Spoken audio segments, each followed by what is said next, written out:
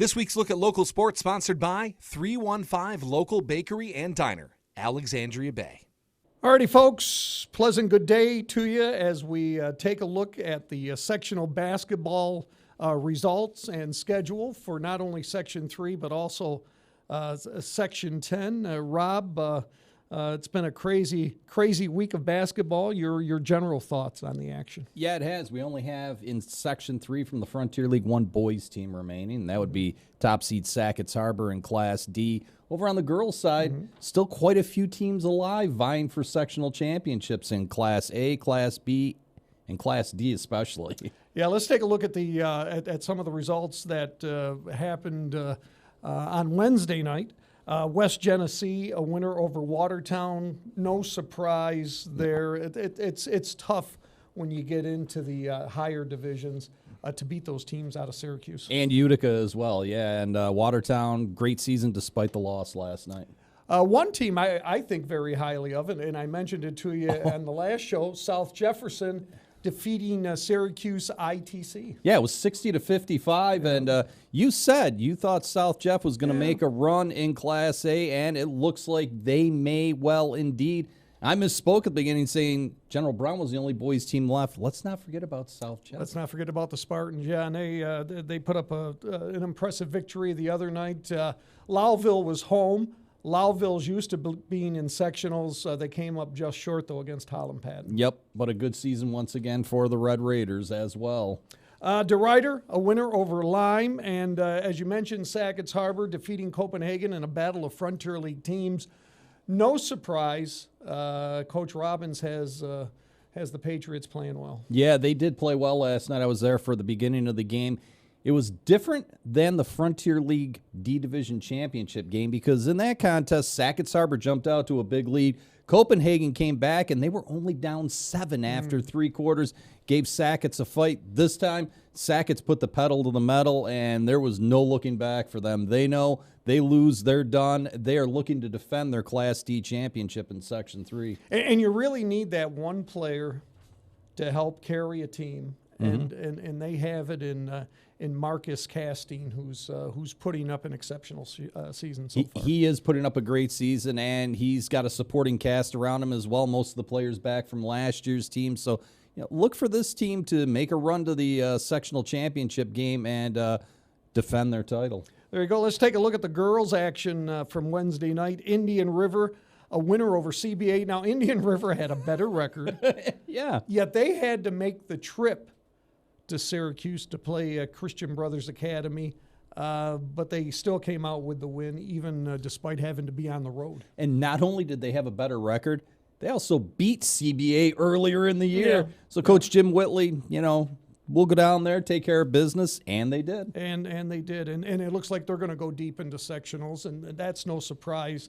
The Wolves, no matter what you call them as a nickname, over the years have gone on to bigger and better things as the sectionals roll along. And looking to defend their title as well. There you go. Also, Jamesville DeWitt defeats South Jefferson. Not a good year for the Spartans.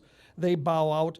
General Brown, another team that could make a lot of noise in sectionals, defeating Phoenix. I'll tell you what, General Brown last year, I know they were disappointed by the way their season ended. This year, they look like a totally different team in the postseason. Frontier League championship game took care of business against Indian River, and then they go into sectionals and they win 52-28 over Phoenix, a team that beat them earlier in the season. And I'll tell you what, they are firing on all cylinders. Great play all around. Brooke Wiley leading the way for them, and just a great overall effort for them, great all-around effort for them. Yeah, and hey, in the case of Phoenix, they may rise again, but it's not going to be this year. You'll have to wait until next year for that. Sackett's Harbor over McGraw. I'm not surprised by the win. I'm surprised by how impressive the Patriots won that game, 53-19 over McGraw. Yeah, it was a great win for them. I was there for the end of that contest. Coach Jeff Britton had a chance to get some of his bench players in late in that game, give them some experience, for years down the road, maybe for a little later on in sectional play as well. In the case of Immaculate Heart defeating Stockbridge Valley, easy win for the Cavaliers, and Abigail Bombard as she goes, so goes the Cavaliers. Absolutely, and another good game for her last night, and another win for IHC. And I'll tell you what, you're looking at this Section 3 Class D, all Frontier League teams in the semifinals. Yeah. You got IHC, you've got Sackett's Harbor, and then 2 other teams as well. Yeah, pretty impressive. As we head up to Section 10, boys basketball, they've played one final already. It was the Class A final, and Malone defeating Messina. Your thoughts about that? Yeah, I mean, Messina actually that was a close game. I believe it was a 4 or 6 point game. A tough loss for Messina, looking to advance to the states. Good win for Malone. They head on to state play.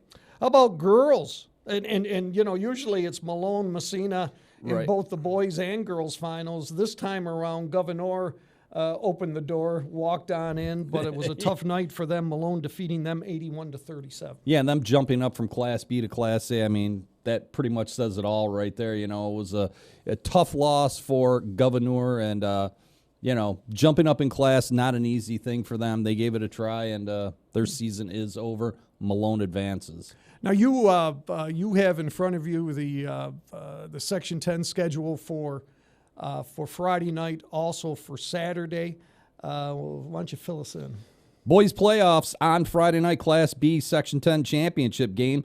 1 versus 2, Potsdam versus Canton. And when you think Potsdam, who do you think of? Ian Van Wagner. Yep. It should be a great matchup there. And Class C championship also on Friday night. Lisbon against Brushton Ira. Class D championship. Harrisville taking on Herman DeKalb. Wow, there's a shock. Harrisville in the boys Class D championship game in Section 10.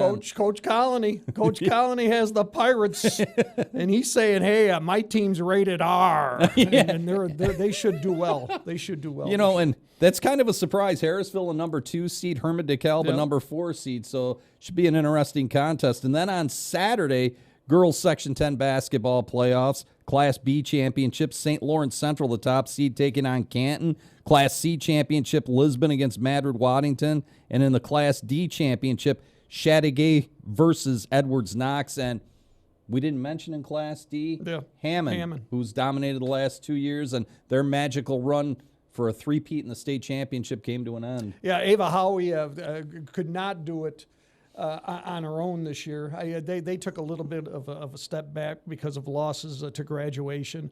But the Red Devils, it's a great program. They've had a ton of success over the years. And, this is just one of those years where they came up a little short. And another thing with them this year, too, is they combined the last 2 seasons with Morristown. This year, Morristown had their own program, so a lot of losses there as well. But congratulations on 2 great state championships for Hammond and a great run for that girls basketball program. College basketball, Syracuse coming out with you're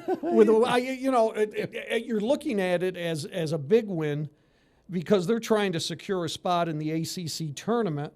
So beating North Carolina State the other night at the Dome, it was a big win for them. Yeah, it was a big win, but like we were saying in the newsroom, how ironic is it to say that Syracuse is competing for a spot in the ACC championship game? That's how bad things have been this year. That's how far they have fallen this year. And, earlier this week, I believe they announced that they were coming out with a $50 million type thing, a pool of money or whatever for NIL and transfers and stuff like that. Men's program's had a rough season. The women's program has had a rough season. Basketball hasn't been what it used to be in Syracuse. The football program was the bright spot. We've become a football school at Syracuse. Surprisingly enough, Coach Fran Brown did a tremendous job this year of bringing in talent. We'll see how he does. The home schedule, it looks like there's some wins there. Their tough trip is going to be on the road. They begin with a game against Tennessee. Down in Atlanta, the first game of the year, and then it goes on from there where they're playing tough team after tough team after tough team. Now, tell me if I'm wrong or not, but I think that Syracuse's home schedule, I think most of the teams they play or on the road, are teams that were in the top 25 last year. Yeah, no, maybe even in the top 10. They got Notre Dame. Yep. Yeah, so... Yeah, it'll be interesting to see what happens, and they may take a step back this year, but They we'll see. will. And by the way, the only way for Syracuse to make the NCAA tournament in basketball this year will be to win the ACC tournament. They got to get in it to win it, though. That's exactly. the thing. And that'll be the key. We'll see if they do that. Well, that's it for now. In case you're wondering why we look so good, it's because of our producer, Les Shockley, once again, who has done a tremendous job in between dozing off of pushing the right button and making us look good once again this week. The man, the myth, the legend. Yes. Well, that's it. That's all we got for you. Thank you very much. Thank you to our sponsor. We appreciate you tuning in. And the postseason rolls along. We'll check in with you next week.